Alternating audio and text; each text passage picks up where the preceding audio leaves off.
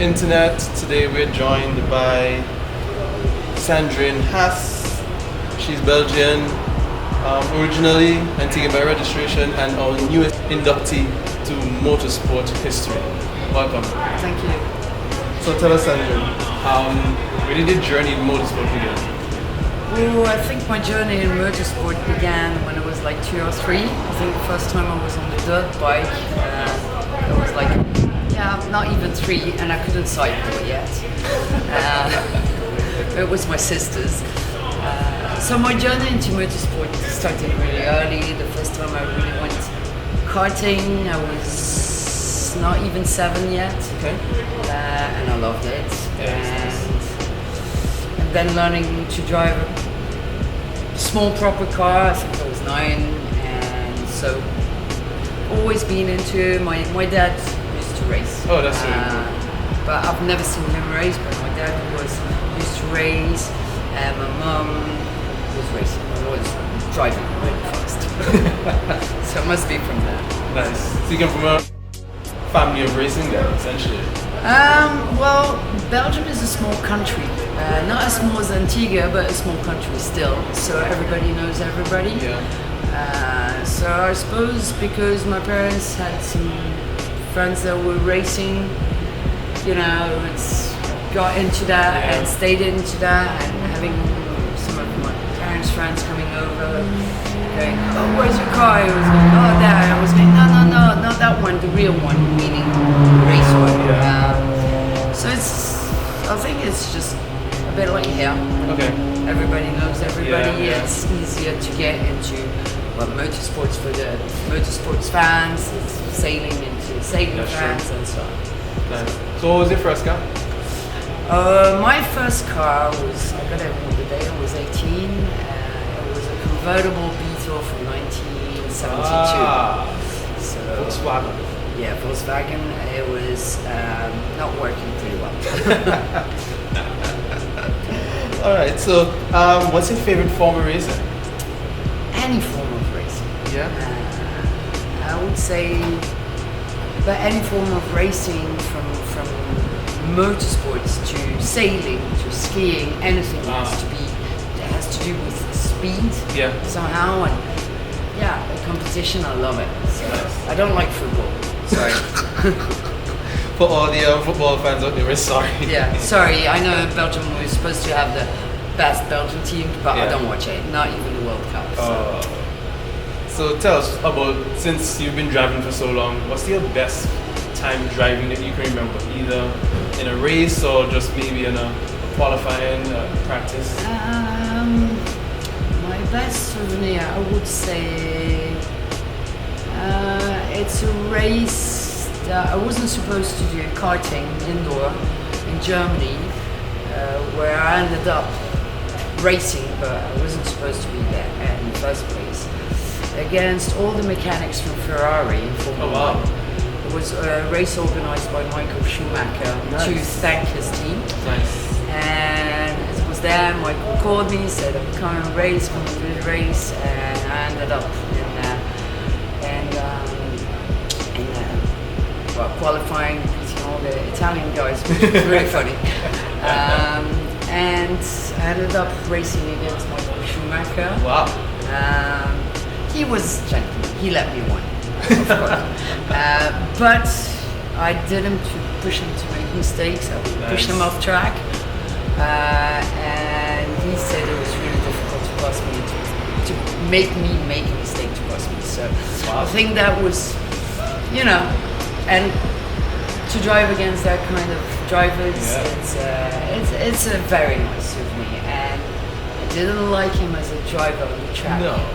But as a person, he was an amazingly nice person. I've always heard it from everything that I've read and online that a lot of people didn't like his racing, but off track he was a really, really respectful person.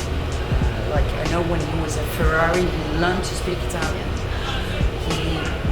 Every single mechanics at the track, of course, but in the factory. By the names, he knew their wives' names, he knew the kids' names, and he knew all the birthdays. So I think, he was really respectful, and he was just a normal guy. Yeah, yeah. Like, he was just very fast. Yeah. That segue is really nice to my next question. So who's your favorite driver? I know it's not Schumacher. Now, I've never been really a fan of anybody, but I would say in Formula One, my favorite. I got into Formula One because we'll talk later, but was Ayrton Senna. Nice. In our kind of generation. And that was for Formula One. For rally, well, of course, I have that little thing for Thierry Neuville, who's Belgian, who's second, I think, in the World Championship.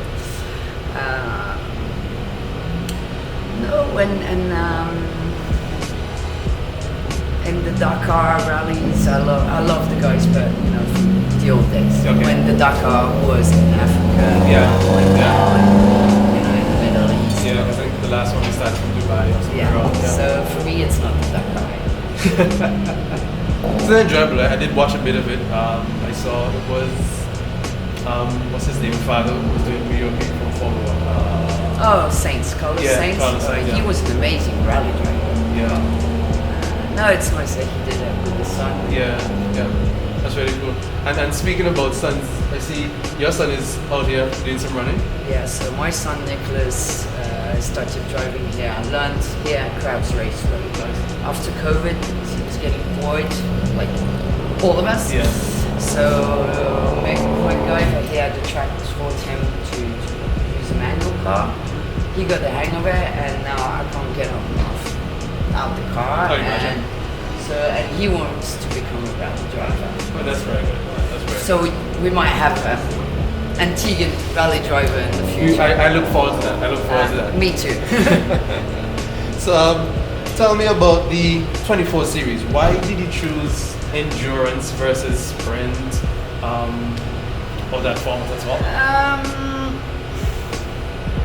I don't know. I never thought of that. I don't know. I prefer endurance than sprint races because real sprint races are just like 20 minutes, half an hour. Now there are some races. It's like they're called sprint races, but they're over an hour. So it's not really sprint. I don't know.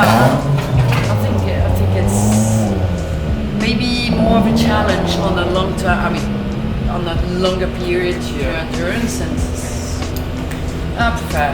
I don't know. Right. I just decided it was like that. Cool. So how long did it take you to get to that point? Okay, to start to the team, we talked about it around the end of August 2022 now. Okay. Bought the car really quickly because we had an opportunity to buy that Audi from a team that was changing manufacturing from a Belgian team called WRT. Okay. They have now with the BMWs, and one of the most famous driver is Valentino Rossi. Yeah, I remember that race actually. You guys were going to get. So we had the opportunity to buy one of their cars, which we did. So that was really quick, and then setting up the company, and we had the mechanics, we knew who to work with, we had a bunch of. So basically, in between the moment we decided to start that team, so end of August, and Dubai, which was in January, 24 hours in Dubai, so basically 4 months, which is a bit crazy. Yeah, that sounds really stressful actually. Was it? Well, yeah, thinking about it now, yes, it was kind of stressful. Well, we knew what we needed, but you still forget a little thing. You go, oh, I forgot this. Oh, I need to buy that. Oh, you forgot the guns for changing tires. Oh, we need that. Oh, now we need this. All the tools. But as my associate, who's the team manager of our racing team, has been into racing for so long. He's always had a team manager for other teams in the past. He knew exactly, so we knew exactly what we needed. Well, at least the basic And for Dubai we had the basic. Now gradually getting all the little things, the extra little things we need. And the main thing was to have the car, Yeah. to have a good car, the mechanics, to have good mechanics, Right. and to have the drivers as well, which wasn't too much of a problem. All right. So I guess there's a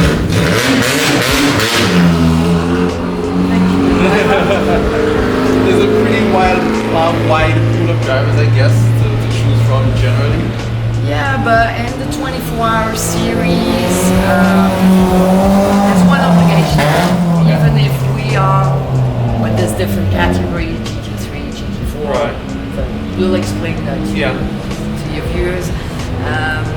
24-hour series, even if you consider it a pro team, that means you've got pro drivers and semi-pro, you have to have an amateur. Right. Amateur is like bronze driver for the FIA rating. Because they want to keep that to being able for gentlemen drivers because gentlemen drivers are really good. Yeah. And they do it more as a hobby, then they're very good. To get there, they'll decide to go and drive. Exactly. And that's the reason why we choose 24-hour series. It's a smaller championship. It's growing though. And, more affordable because of course financially motorsports is any kind of motorsport is very expensive, so and we decided to start with that to see where we were standing compared to the other guys. And that's it. Alright, so as you mentioned your amateurs, who are your amateur drivers moving now? Okay, so in Dubai we had Olivier Vertex, Belgian guy. He's really fast. He's really good. Olivier was only amateur, gentleman driver. We had 2 semi-pros and 2 pros.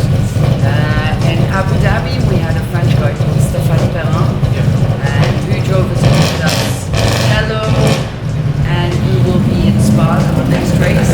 But in Spa,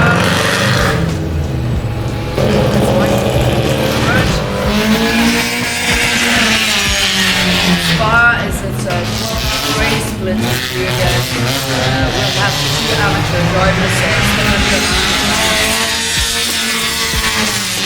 and Olivier Vertex again.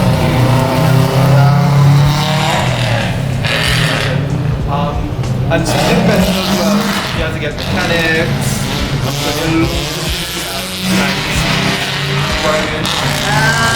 Well, as we are a really small family team, we're not. If you watch the race, the guys you will see, it's Antigua. Here we have Nina doing all the administration work. That's her, because I'm rude about it. And then mechanics, so there's always 12 of us, which is tiny compared to others. But so far, that's all we need. We don't want to go too fast in the process. Alright, so I know we had some conversations before, and I know there's a few persons that came with you. Yeah, okay, so in Dubai we had Dana Fletcher, who races at clubs as well.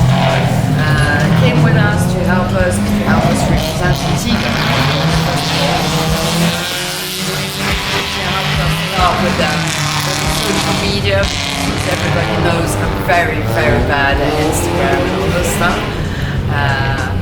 My son was there as well, so for him an opportunity to see what it feels like.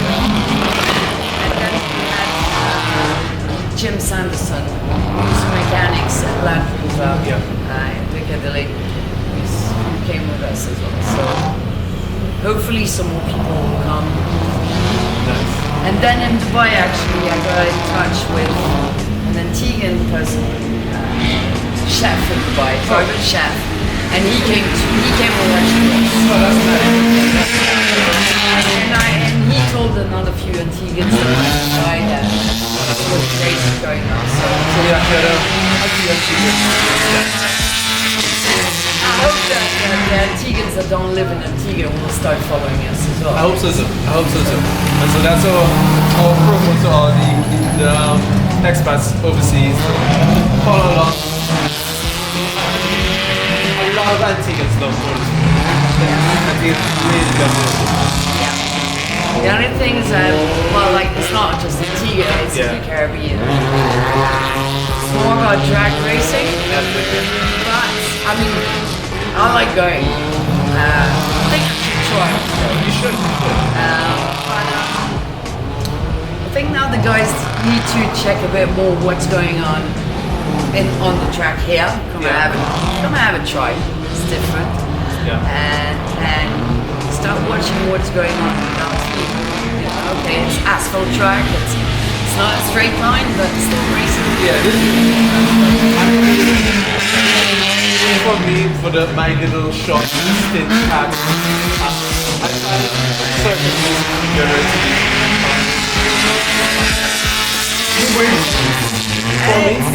I find certainly it's different. It's different because, of course, drag racing is going fast. It's going fast.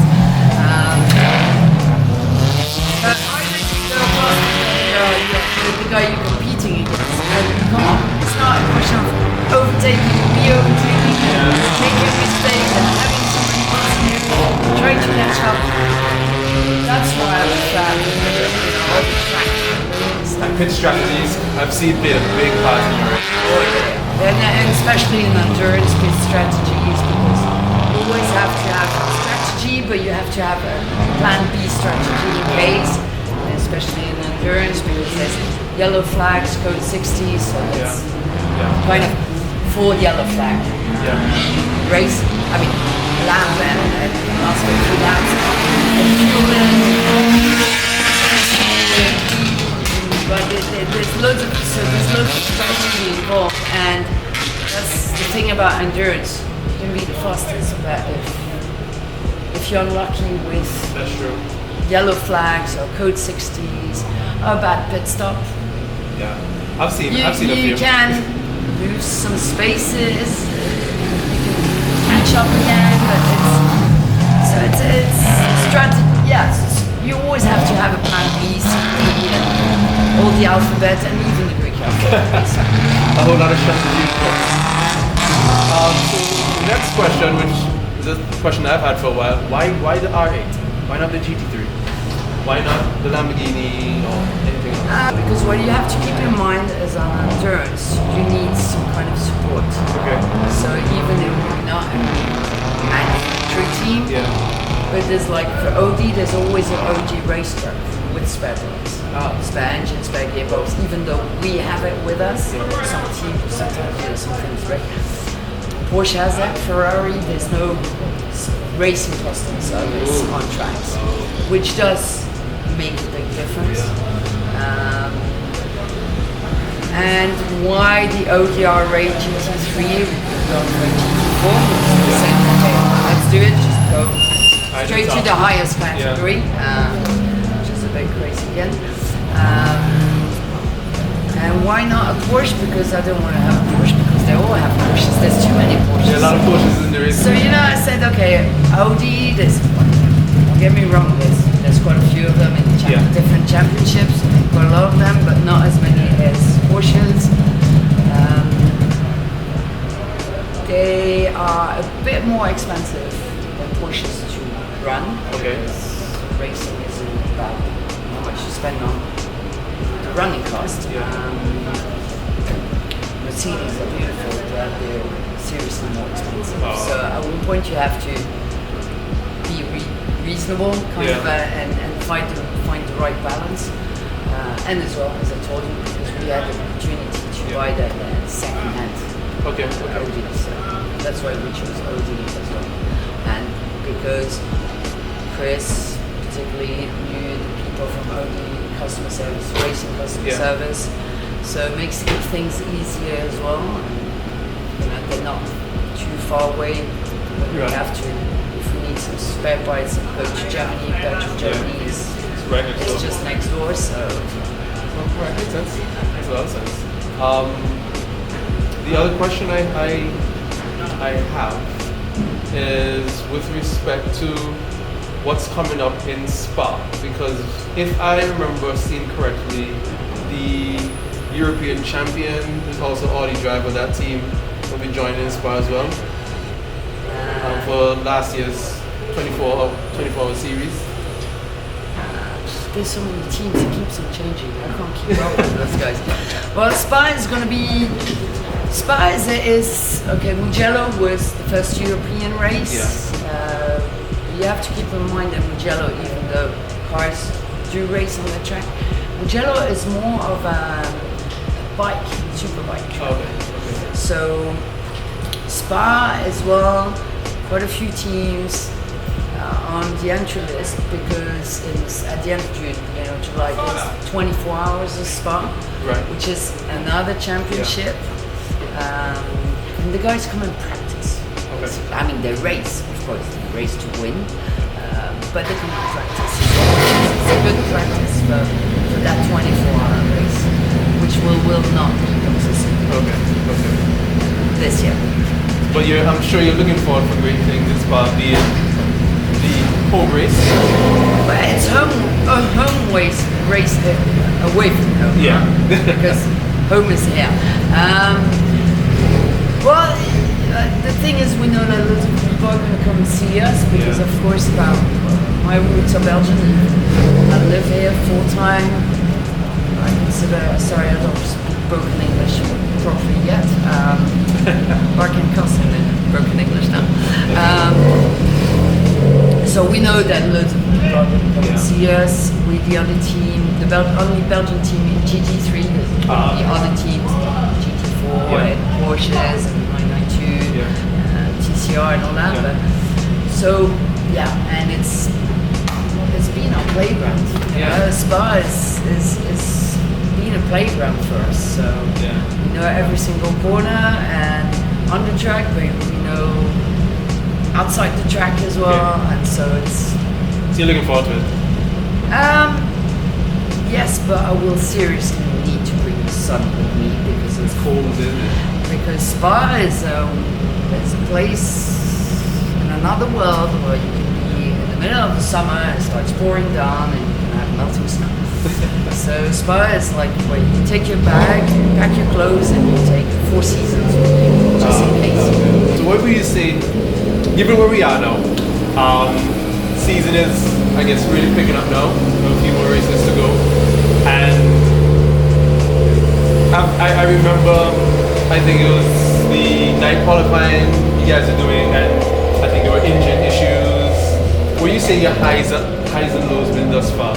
Your worst time and your best time? Well, the engine issue we had in Dubai, the engine dropped dead last lap it wasn't the qualifying actually, it was the night practice before the night qualifying, so we couldn't do. So it was low because changing an engine overnight, it's not an easy job. But the guys got onto it, started it, came back at 5 in the morning, and we had to leave the hotel at 8, so they didn't sleep that much. So I would say that was kind of a low, but then it's racing and it's endurance racing. Anything can happen. As I say, to endurance, when everybody was, what's your aim? It's finishing the race, especially a 24-hour race. That's the first thing. Then the aim was be in the top 10. Okay, we finished 5th. Great. We could have finished better, but we were unlucky with the code 60. So I would say the biggest disappointment is when we know we could have done better, but it was just a question of timing, bad luck.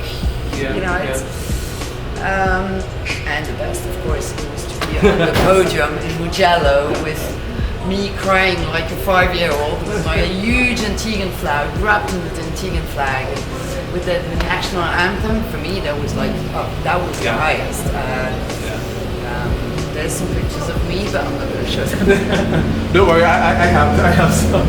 No, you don't have some with my face. So that was really, really emotional. For me, as an Antiguan, but for the rest of the team as well, because even the mechanics, the guys, we all have Belgian roots. There's just one German engineer.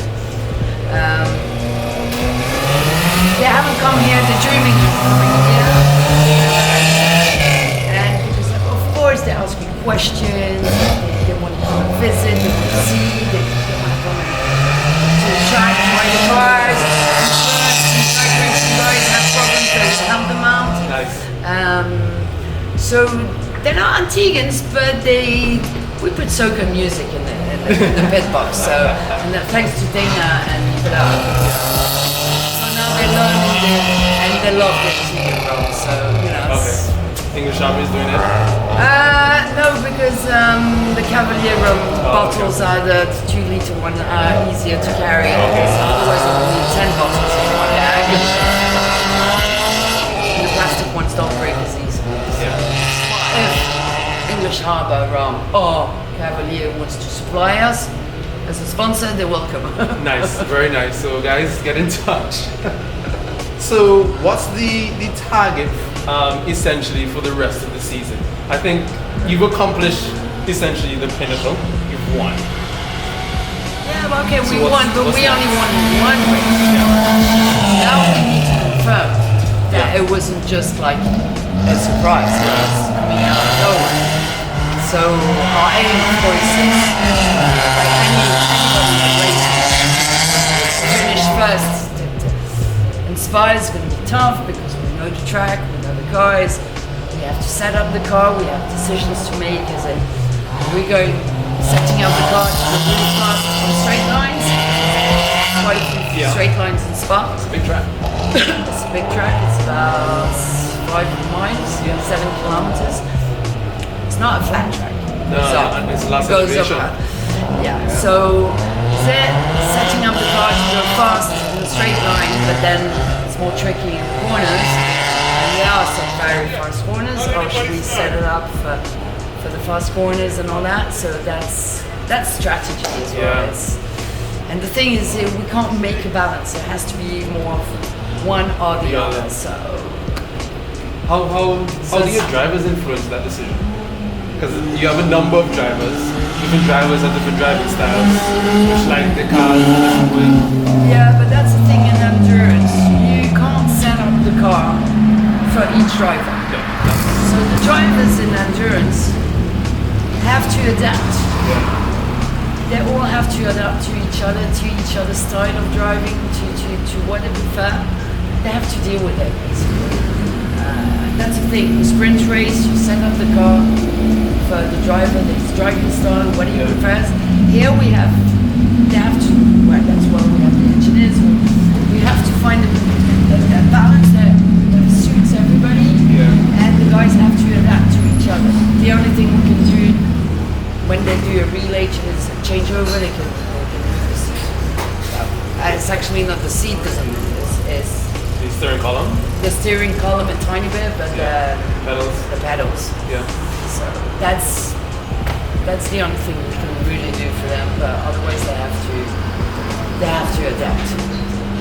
Alright, so with that said, and this being the first year of endurance racing, Haas RT, are you thinking of joining any other race disciplines or any other championships? Well, in the future, yeah. So first the season we still have Spa, Monza, Portugal, Barcelona. After Portugal, they might add a little race. Oh yeah? Because Portugal is far for everybody. Yeah.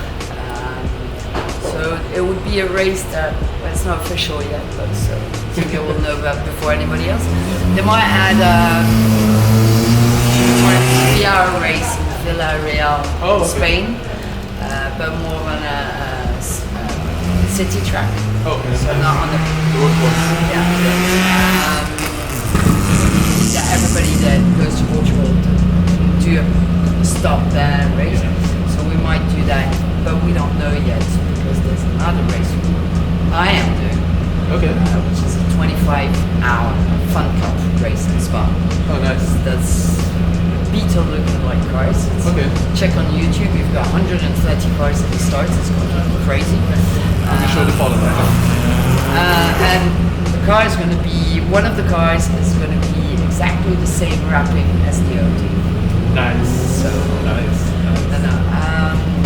no, so we're doing those races, and after Barcelona, which is the last European races, we most probably going to do the last race of the season, which will be Kuwait, 12 hours. Then we're waiting, maybe we'll be invited, it's only on with invitation to the 12 hours of the Gulf 12 hours, which is only on with invitation, so maybe if we get an invitation, we'll go there. So, and the next season, we don't know, most probably we'll do another season of 24 hours. We don't know yet, it depends. First, let's finish this one, then we'll see. We would like to get a second car, second Audi, which would be a bigger team. But we would not do two different championships. Okay. But it would allow us with two cars to maybe do a few races in the other championships. Makes sense. The big question, well, at least for me, and I believe for a lot of people that's starting to follow you on Facebook and people see what you're doing, how do we support? How do we get a Haas RT shirt or hat? Well, actually, because I got quite a few requests for the t-shirts and all that. I'm gonna have some done. Okay. They're not gonna be the team ones because I can't have people walking around everywhere worldwide. Right. There'll be special ones. That'd be nice. People have asked me, I thought, okay, while I was in Belgium and between the races, I could get them done, but I decided I'm gonna get some done, yeah. Nice. With Seahorse Studio in Falmouth. It's planned for when I come back from Spa, t-shirts and brush guards. It's been the sun. Yeah. You know, we like to go to the beach, sailing, boating, whatever. So that will be done around midnight. Okay. It's going to be special for Antigua and not. Nice. If in Europe they want some, they'll get some other ones, but it's going to be a special one for Antigua. That's nice. No, and to follow us. Well, thanks to everybody who follows us already. It means a lot. It really does mean a lot to all of us in the team because it's hard work. It's very stressing.